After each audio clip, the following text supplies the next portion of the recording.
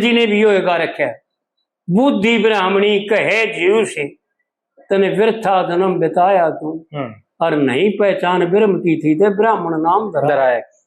उड़े उड़ते चले गए ना, उड़े उड़े भराड़ गए ना जरोला साहब के साथ। तो मेरे याद आ गई एक बात, वो बताऊंगा इसमें। अच्छा, मेरे याद आ गई, जो छोरा बुलाया वो मेरे ख्याल में 22-23-24 साल का होगा, आपकी उम्र का जवान था, वो आपसे भी बल्कि छोटा हो गया रहा, पर वो था हरिजन के घर से, शरीर से कोई बात रहा, हमने कोई दिक्कत को नहीं। तो उसने पहले हमारे महाशय जी के बारे में पूछा, वो भी बताया, फिर हमारे गांव के बारे में, भाई गांव पंचायत कैसा काम करती है, कैसा मिलन, को भी बताया, मैंने दिशा जाना थे। फिर उसने अध्यात्म का जिक्र कर दिया।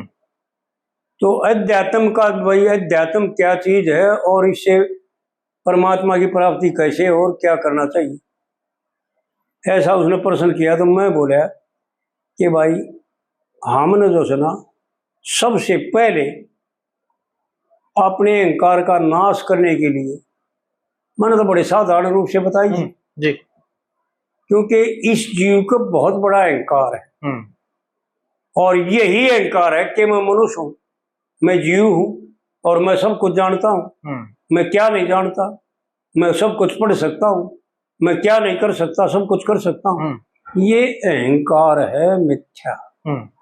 इस अहंकार को गिरने के लिए, इस अहंकार को घोड़ने के लिए, इस अहंकार को पिघलाने के लिए 3 को नमस्कार करना पड़ेगा, गौ, ब्राह्मण और साधु।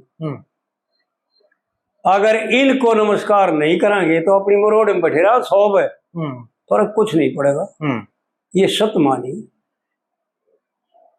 मन ने जितना जाना है, हर जितना अनुभव किया है, उसके द्वारा कह रहा हूं कि इन 3 को नमस्कार करे बिना इसका अहंकार टूटेगा नहीं, और जब तक इसके अहंकार का पर्दा उठता नहीं, जब तक इसको कुछ जानकारी हासिल नहीं हो।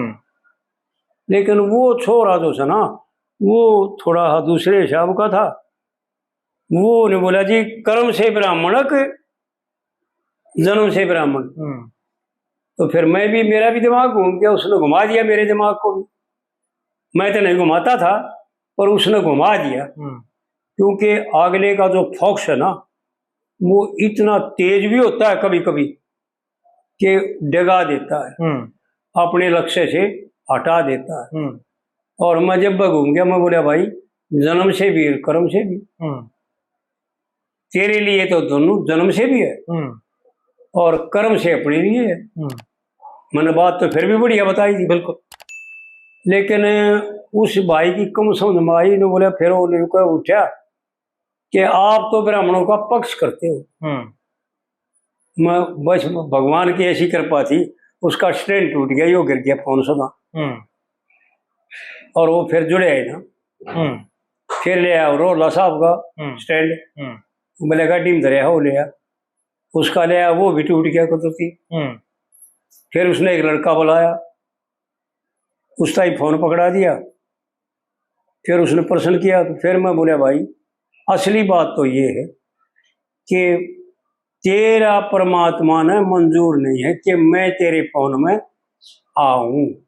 हाँ, हम इस बारे में चर्चा कर रहे हैं। भाई देख, नाराज मत होइए, परमात्मा की इच्छा नहीं है, तेरे 2 स्टैंड टूट गए। हाँ जी। और ये तू जगताना करे कर, मैं तो एतराज को रहा मन से। लेकिन मैं तेरे को एक बात बताऊं कि तू मेरे साथ चल, और मैं ये 90 में लाग गया, समझ ले, या लाग जाएगा, 1-2 महीना रह होगा, अंदाजा है शायद 90 में लाग गया। और जैसे मैं खाता हूँ वैसे तने तू कहेगा वैसा खाना कोशिश कराएंगे, बस सादा खाना। तू कहेगा वो तो बनेगा मुश्किल, पर सादा खाना भाई आम आदमी जो खाता है, साग रोटी, वो तेरे को हम देंगे। और मेरे बालक मेरे कहे में, मेरी बहू भी मेरे कहे में, और मेरे दोनों छोरे भी, 2 छोरे दोनों कहे में, मेरे से ऊपर गई तक तो है नहीं।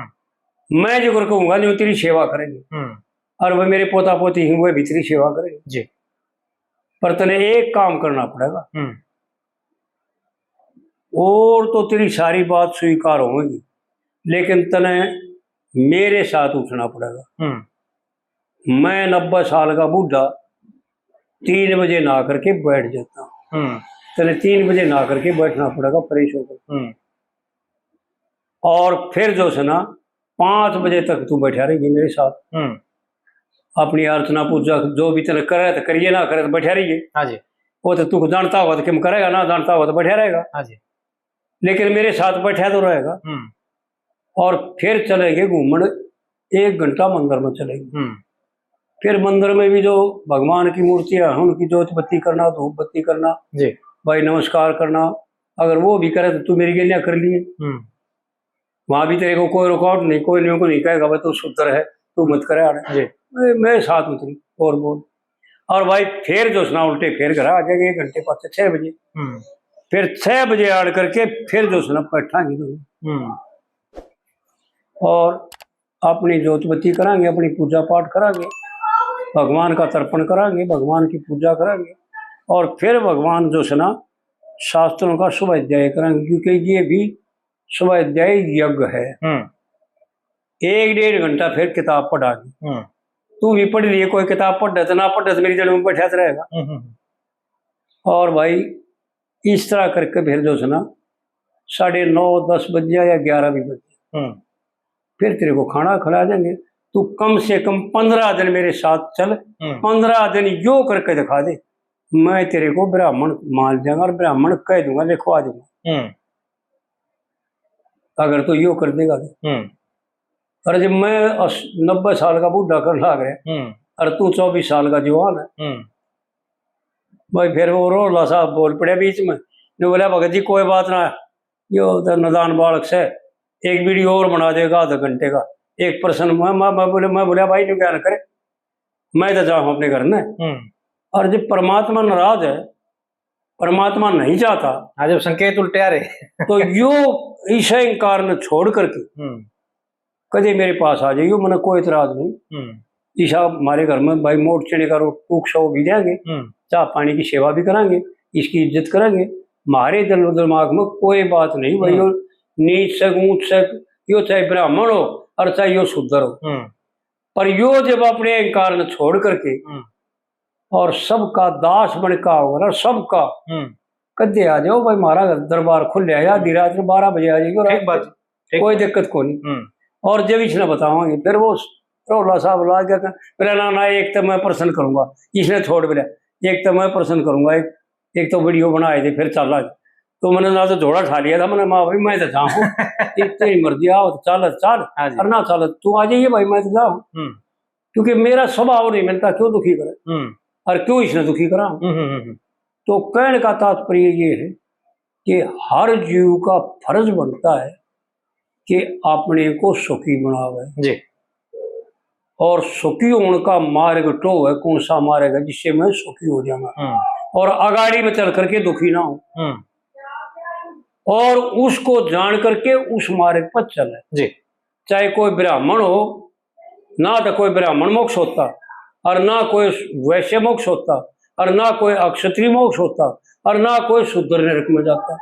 नरक में जागा, नरक में जान के कर्म करेगा। बिल्कुल ठीक है। चाहे कोई भी हो, ये वर्ण परमात्मा ने बनाए हैं, लेकिन इतना शास्त्रों का और वेदों का और विद्वानों का मत है कि जो परमात्मा की रचना है ना, उस रचना में, और पंडित जी ने इस कविता के द्वारा भी, पंडित जी ने भी शास्त्रों का मत यही दिखा दिया, कर्म से शूद्र बनया, कर्म से वैश्य बनया, कर्म से क्षत्रिय बनया और कर्म से ब्राह्मण बनया। बिल्कुल ठीक है। देख भाई, बिना मेहनत किए और बिना पैसे दिए कोई बाजार में आके खरीद के ले दो, चोरी करके ले आओगा तो पकड़ा जाएगा, गवर्नमेंट का कसूरवार हो जाएगा, और बिना पैसे दिए कोई दे देगा कि खरीद। ठीक बात।